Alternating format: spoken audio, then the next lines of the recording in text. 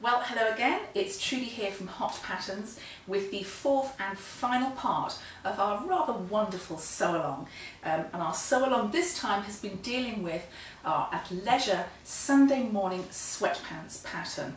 So being this is the final part, obviously we are almost done with our sweatpant. If you've been following along, you've seen parts 1, 2 and 3, and so you've got to this stage, the stage that I'm at, where you've got the left and the right legs of your pants joined, top stitched, looking beautiful and ready to go. Okay, so in this particular part, here's what we're going to be doing. We're going to be joining our left and right leg, we're going to be adding our waistband, putting the elastic through the waistband and hemming the bottom of the pants. That's what we're going to do. So we're going to start with a quick little chit chat about our crotch seam. I know it's not very edifying, is it? But it has to be discussed, so let's deal with that right now. Okay, ladies, crotch seam. I know it's actually quite a horrible expression, but it needs to be dealt with. You will find when you are making a pant that, of course, your crotch seam, like that's the front part, and that's the back of it, they're obviously quite, I think you can see it against my black t-shirt, they're quite a major curve. You get this kind of U shape. And when you've got a curve on fabric, your fabric is going to stretch. It will have a tendency to stretch. And nothing more so than when you're dealing with a knit. You've got the stretch of the knit and you've got the stretch of the curve. It's just stretch city, quite frankly. So we want to avoid that. And the reason we want to avoid it is very stretchy fabrics or very stretchy shapes tend to droop, and I don't think I need to explain too far to you that a droopy crotch is not really what we're looking for, not with this pant, not with any pant. So we need to find a way to avoid it. And here is the thing, if you were to look on the inside of a very well-made, ready-to-wear pant, and they'd have to be quite high-end because this is a relatively expensive thing to do in manufacture, you will usually find that a tailored pant has the crotch seam taped, by which I mean when the seam is done, there's a little strip of tape, either narrow ribbon or webbing tape, and it's sewn in along the seam as the seam is done. And the purpose of this tape is to stop the curved seam from distorting. It kind of just holds it in place. Now this is great for a tailored pant, really nice, and of course when we make our own tailored pants from non-knit fabrics, it's a nice thing to do. However, if you're then to look inside, let's say either a very casual pant, something like a pyjama bottom, or if you look inside like a high performance athletic piece, you know, a yoga pant, a running tight, something like that, you will find there is no tape, no, because you don't want a very relaxed or a very stretchy piece to kind of sit in the same static way as a tailored piece. You just don't want it. So we have to ask ourselves, what do we want with this? Do we want a very tailored and static look? Not really. Do we want a very relaxed and stretchy look? Not so much. What we actually want is something that's right in the middle. So rather than taping it and getting a very tailored look, rather than not doing anything to the crotch seam and letting it droop, heaven forbid, we are going to do it this way. What we're going to do when we join the left leg to the right leg along these curved crotch seams is we are simply going to top stitch it. Yes, that's my fabulous solution. And I say fabulous because I've played this a long time and it works really well. As of course the other ones we've done, the other seams we've done it with either a long and narrow zigzag or an overlocker, which means the two seam edges are together. You can't press them open, you have to press them one way or the other. Same deal on the crotch seam. We're going to sew them, we're going to press them to one side and then top stitch on that side. So the top stitching is going to give us maybe about half the amount of kind of hold that a tape would, and you'll lose kind of half the amount of droop that doing nothing would do it. So you're going to get a really nice halfway house. So I very much recommend that you do that with your pants, especially in this really nice French terry, because it works really well. I'm going to go and do that, and once I've done that, I will show you the pant and you will see that we are ready to start with the waistband. But first, let me go do it and then we'll zoom in really tight and you'll see what I mean. So this is what I mean by saying that I'm going to top stitch the crotch seam all the way from the top right down here and obviously all the way at the back as well. And it gives us that nice kind of clean look. So you're basically going to avoid camel toe and you're going to avoid a droopy crotch. All good in my book. So now we have joined our left leg to our right leg, we are ready to really go ahead and complete our pants. Only 3 more steps to do. The next one we're going to deal with is joining our waistband to our pants, so let's do that. So to prepare our waistband to be joined onto our pants, we need to mark our quarters. This is a normal thing to do, especially with knits when you're adding a piece to a piece, you know, a neckband or a waistband or something like that. Really normal thing to do. Here's how we're going to do it. Here is our seam on our waistband. I'm going to put that at the centre back. You could put it at the side if you wanted to, but personally I wouldn't. I would go for the centre back on this one, just because the side seams are forward on this and it could get a bit confusing. Now, because I like to be a bit of a smarty pants, I have done a notch at the centre front. So that's my first, well, I've kind of halved it. So that's my centre front and centre back marked. And now I'm just going to fold it in half again. There's my centre front matching up to my centre back, and I give myself a quarter. There's a quarter. And here, of course, is the remaining quarter. So now I've pinned these, I've got my pin marks, I'm going to match it up to the pant. Now, let me just pull this out here. I suspect that my pants, oh no they haven't, well sometimes knit pants distort a little bit. You know, the waistband might bag out a bit or the top edge of the pant might bag out a bit. Who knows, frankly, really who knows. Doesn't really matter so much the knit pant because the likelihood is they'll distort maybe like ½ an inch. It's not, you know, a major trauma. If it does happen with your knit pant, please don't be alarmed. You just ease on the piece you need to ease on. It's not a big deal. However, this doesn't appear to have really distorted at all, so I'm all good. Okay, so I'm going to now put in my pin in my centre front and my centre back, because that's obviously going to match the centre front and centre back on the waistband. However, let's remember that our side seams here are forward, so what you're going to have to do is put your centre front and centre back seams together and then just kind of, you know, find where it sits.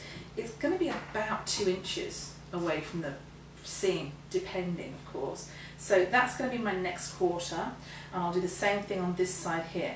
Yes, I will be zooming in. I'll zoom in and show you the quarters and show you the edge stitching along the top of the waistband all in one hit. So now I have 4 quarters. I am going to pin the waistband onto the waist edge here, matching the pins. And it's kind of easy to do. Oh, but before we do that, let me zoom in and show you what I've done, and then I'm going to talk to you about elastic before we pin this on. There's a reason. Okay. Okay, this is what I mean when I say I've edge stitched it, the waistband along the top edge, and this is me just matching up the centre front pin on the waistband to the centre front on the pant, and I'm going to pin those on when we've dealt with the elastic.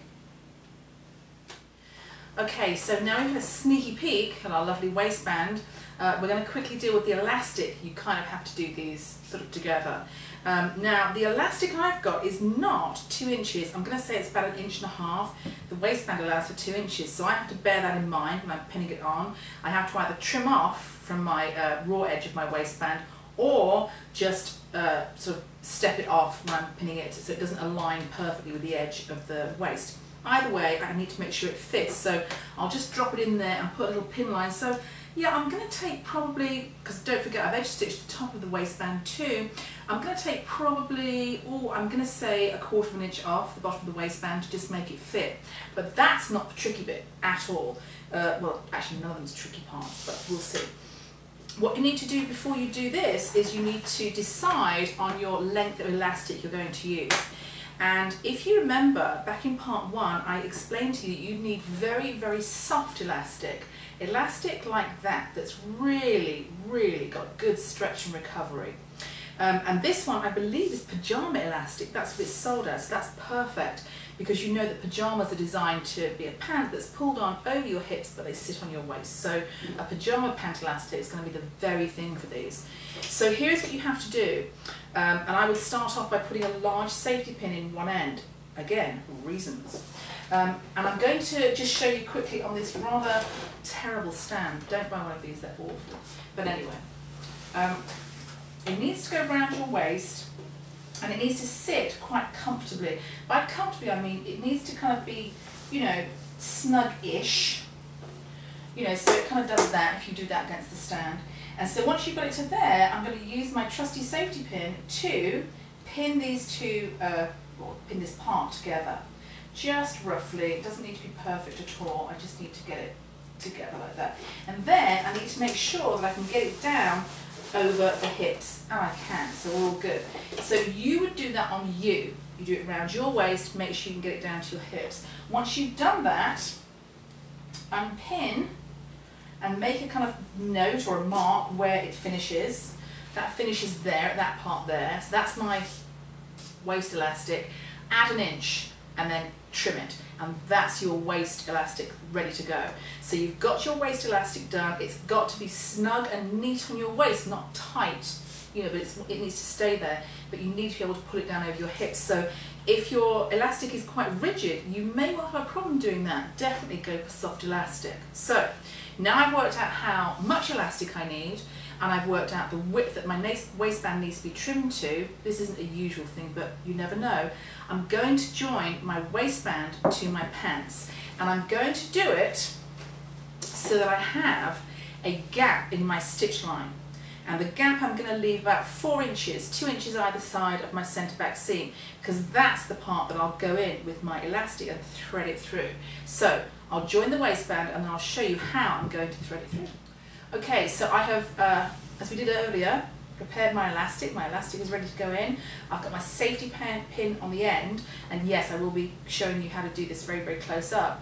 And I've got my gap, you see that gap, between, well, at the centre back here, about a 4-inch gap of where I haven't joined the waistband, and that's because I want to get into the waistband to thread the elastic all the way through.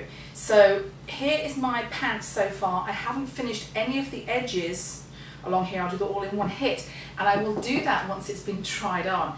Honestly, you don't want to complete your waistband and your elastic until you've tried it on with the elastic in, because you never know, you might want to tighten a little bit more. You just don't know. So I'm going to zoom it in closely and show you how to thread the elastic in, and also how you're going to join it when it's threaded through. Okay, there's our centre back seam on our pant and our centre back seam on our waistband, and here is the opening where I have not yet attached the waistband to the pant. Hope you can see that okay. So now I've got my waistband is still open at this point, so I'm going to take my elastic with my safety pin at the top. Of course, if you want to do it properly, use a bodkin, but I don't really like them. I prefer a safety pin. And you're going to do this. You're just going to thread it through, and you're going to kind of encourage, shall we say, the elastic to go in like that. You're going to do that all the way around to the other opening. So all the way around the waist with the elastic in the waistband. So now I've threaded it through, and I've got both ends out of my casing like this. And at this point, you're going to safety pin it together, and you're going to try the pants on, because it's a whole lot easier to shorten this if you need to, or even, heaven forbid, add in a piece of elastic if you need to, before you seal up the waistband, rather than when it's done. So once you've tried it on and it's okay, I'm going to join the elastic for you, and I'll show you what it looks like, because it's so obvious. Once you see it, you're like, oh, really? Okay. So I'm going to go and do that now and show you what it looks like. So now I've joined my elastic, and you can see I've overlapped one end over the other, and I've just done this rather festive little, you know, crisscross thing here. You can just do a row of zigzag stitching if you want, but I want it to be really sturdy because I know how hard I am on clothing. So I've done a little box and then crisscross through the edge of it, but the key is overlap your elastic. Don't kind of do a normal seam on it, overlap it. And now this is done, it goes inside here, inside the waistband. You join the rest of the waistband, just that little 4-inch piece there, and I'm going to overlock around the edge to clean it off. And then we are ready to hem our pants. Okay, so there's our waistband done. Rather nice, rather stretchy, rather lovely. And the only thing that's left for us to do now is to press up the hem and top stitch the hem, and we're done. I know, it's just so ridiculous because it's been such an easy pant to make. So what I'm going to do is this. I'm going to press it up. In fact, I've pressed this one up already. And the instructions say, I believe they say 1 3/4. Well, I haven't quite done that. I have no idea why not, but I didn't. Doesn't really matter, around about an inch, and make sure both leg lengths are even and you're good to go. So press it up, let's top stitch it, and our pants are done. So that's what the hem looks like when it's pressed up. You can see we've got just over an inch. I mean, honestly, it doesn't really matter if it's precisely 1 3/8 inches, which is what I've allowed. As long as both legs match and it's around about an inch, you are good. So now, once I've pressed this up, I have to go away and top stitch it into position. Well, hooray for us, because we've now completed our sweatpants. Hem the bottoms, and that's it, it's done. So yes, I hope this has been useful for you. I suspect if you're a new sewer that a sew along is much more use for you than if you're more experienced, but frankly, who knows? We can always use a refresher, let's be honest. And I know that normally I would model these for you, but I rather foolishly realised halfway through doing this, I've done them in a really dark fabric. You won't see any detail, so it's kind of a pointless exercise. However, you can see that they are looking rather marvellous. We've got our beautiful waistband, got our groovy pockets, got all our lovely top stitching detail front and back. They're a really, really nice, really chic pant. And of course, while you'll use them for, you know, lounging, binge watching the next episode of House of Cards or Game of Thrones, which I will be doing, you'll be using them for those. You can also use these, especially in lighter weight knits. You could use them as a pyjama bottom, super comfy. You could also use them as if in a really lightweight knit, or maybe even a mesh or a kind of a knit lace, as a beach cover-up or a pool cover-up. That would be really nice. And of course, if you're ever going to be taking, you know, a long haul flight, or even frankly a short haul flight, because flying is terribly uncomfortable these days, a pair of these, a nice big hoodie on top, a couple of t-shirts layered underneath, you are good to go. So that's it for now. That's the one we've made, our rather beautiful athleisure Sunday morning sweatpants. Hope you've enjoyed this sew along, and I hope it's been of use to you. And thank